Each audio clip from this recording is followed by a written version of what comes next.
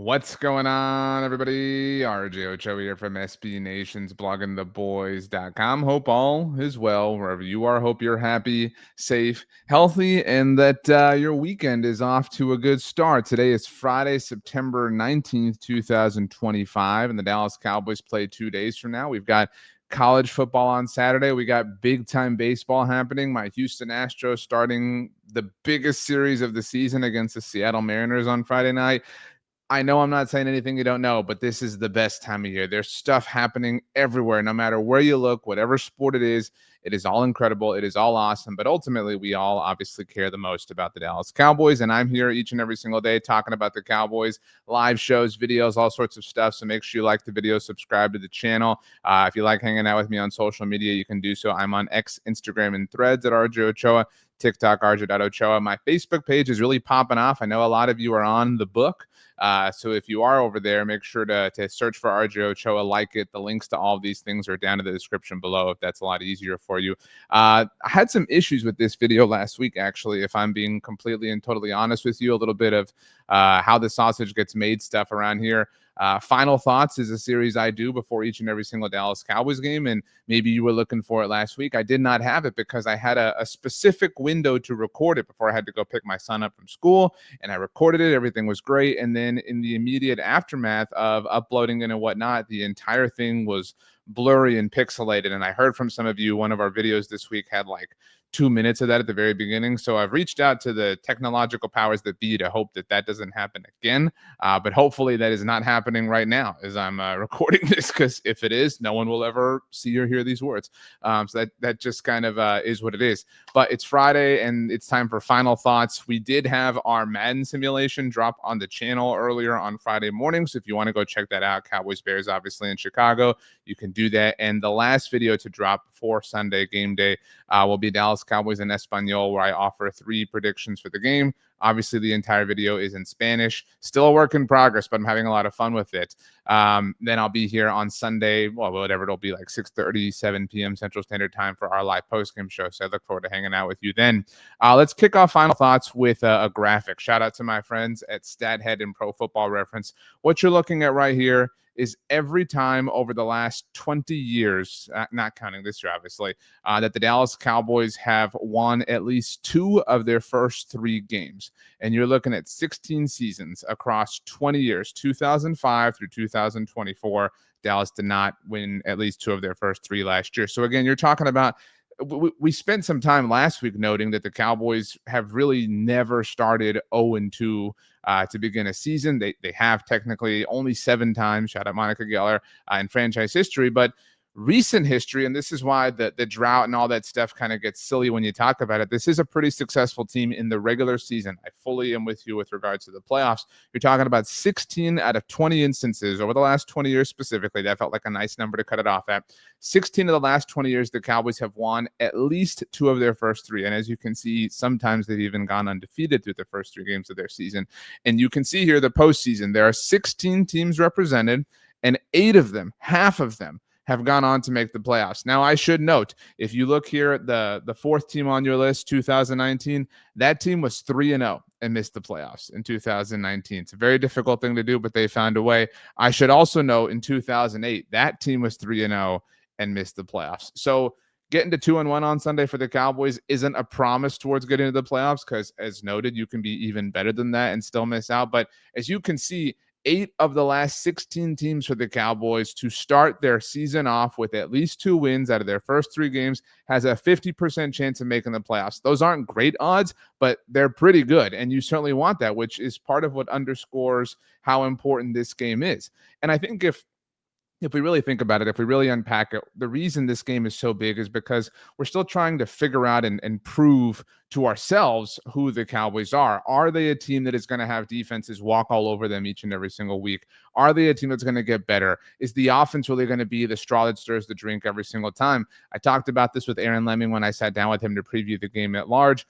there's a lot happening on Sunday that I think we're going to take away from to continue to put this puzzle together. Obviously, the most important piece, the main attraction with regards to that idea and that philosophy is how the Cowboys themselves play. But if they're able to stifle the Bears, I think that would maybe suggest that the Giants offense might be better than we're willing to give it credit for, right? And that maybe they just had a good day against the Cowboys if the Cowboys stifle the Bears. But if Caleb Williams and the Bears offense and Ben Johnson come alive, that would suggest that maybe the Cowboys defense is the antidote to cure any offensive woes. And you know how every year there's always that one defense that you attack in fantasy. You're like, okay, well, they're playing hopefully it's not the Cowboys, but they're playing the Cowboys. I'm going to start all my dudes on this team because they're going to go off. We're still figuring that out. We're still putting together all the pieces of that puzzle. And so the best possible day, if you're trying to really live in an optimistic viewpoint here for the Cowboys on Sunday, is obviously they win, that their offense shows out, that they're able to stifle the Bears defensively. And then, I feel like I'm in Dude, Where's My Car? The cherry on top is the New York Giants on Sunday Night Football show out on offense. We're not rooting for the Giants by any stretch, don't get me wrong. But if the Giants were to look good offensively again, it would suggest and prove and at least add another data point to the idea that maybe that offense is kind of good. Maybe it's not just that the Cowboys are bad. I'm not suggesting that these are likely outcomes in a totality sort of sense, but that's the best possible way that Sunday could go from a Dallas Cowboys fan's perspective. It goes without saying also that we want the Green Bay Packers to lose. I know that some of you out there might be feeling like I want them undefeated. I want to play the best teams possible. I understand that. I get that. I'm not here to bicker with you. I'm simply here to tell you that the Cowboys own the Packers' first-round pick next year. That's what this comes down to for me. I want the Packers to lose as many games as possible. It's not about pettiness. If it is for you, I have no issues or qualms with that. But I want the Packers to lose as many games as possible. Would it be hilarious from a theater standpoint if the Cowboys were the first team to beat the Packers next week on Sunday Night Football? Absolutely. But I ultimately still, and I think you should, want the Packers to lose as many games as possible because we want the Cowboys draft position next year with the Packers pick. We want the Cowboys to earn the 32nd overall pick in the draft, but we want that Packers pick to be as high as it possibly can be. And if they keep winning, they're going to ruin the plan a little bit. As it relates to Sunday's game for the Cowboys specifically, there was something else that I wanted to share. Now, I've been obsessed with betting lines the last couple of weeks because I believe and have believed for a long time that they tell a story. They can tell us, obviously, where money's coming in and how odds makers and books are viewing things and where the sharp money is going and who everybody kind of thinks is going to win, what the betting public is doing. And so a lot of you, and I mentioned this to Brandon Gotten during this week's episode of the NFC's mixtape, a lot of you were like offended that the Cowboys were underdogs when this line first came out. And it opened last Sunday with Chicago being a 1.5 point favorite. I felt that to be standard. I felt that to be logical. I felt that to be rational from the perspective of this game being against the Bears in Chicago. But the Bears have looked quite poor, and the Cowboys have looked strong offensively. And so I suppose from a reasonable deduction standpoint, you could have made or could still make a case that the Cowboys could or should have been favorites. Well, the good news, if you feel that way, is you don't have to make that case anymore.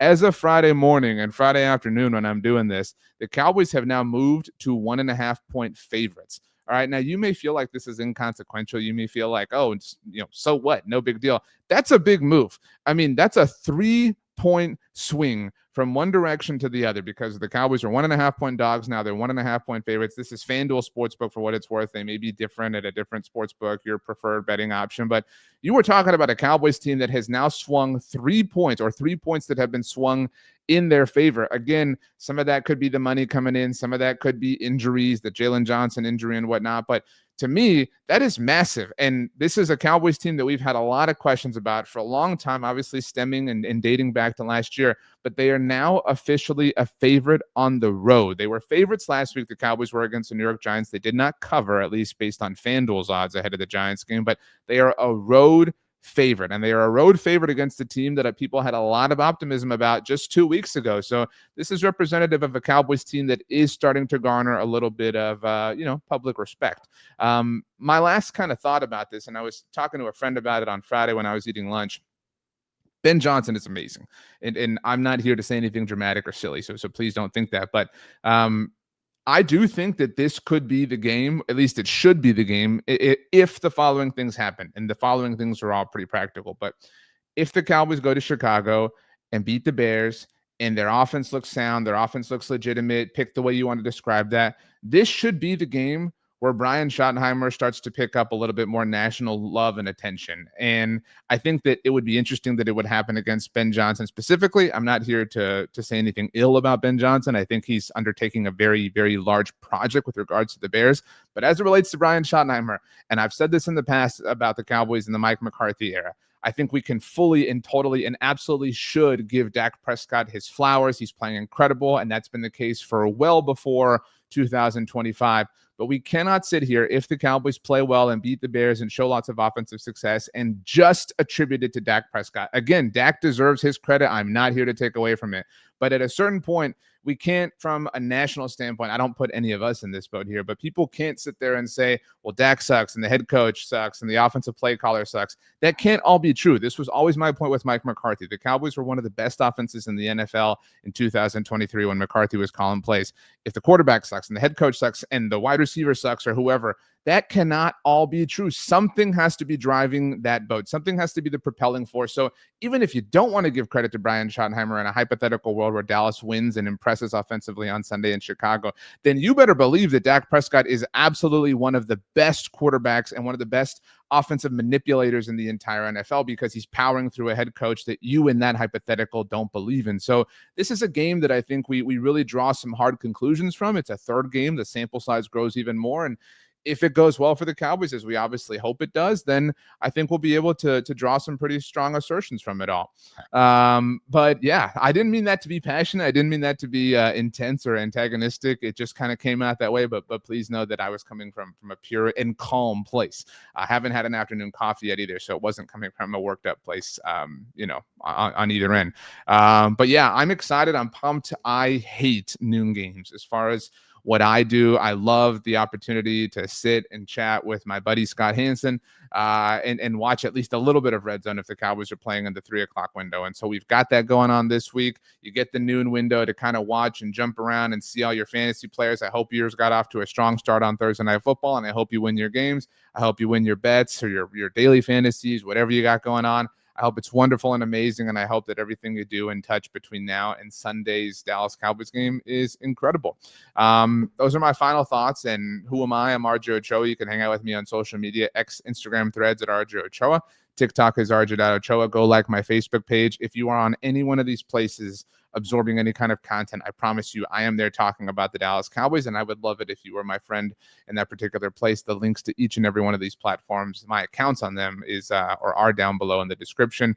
Also, please subscribe here to the Blog of the Boys YouTube channel. Daily videos, live shows, all sorts of fun stuff, discussing, analyzing, critiquing, praising the Dallas Cowboys, because there's certainly room for all of those things. For now, my friends, I'm going to bid you adieu. I'm going to hope you have a wonderful rest of your day. Hope you have a wonderful start to your weekend. And yeah, I'm looking forward to, if you don't watch Dallas Cowboys in Espanol, looking forward to seeing you for our live post-game show following the conclusion of Sunday's Cowboys-Bears game, hopefully with a team that is north of 500 for the first time in a long time. So should be a good one. Thank you so much, everybody, for hanging out, and we will see you next time.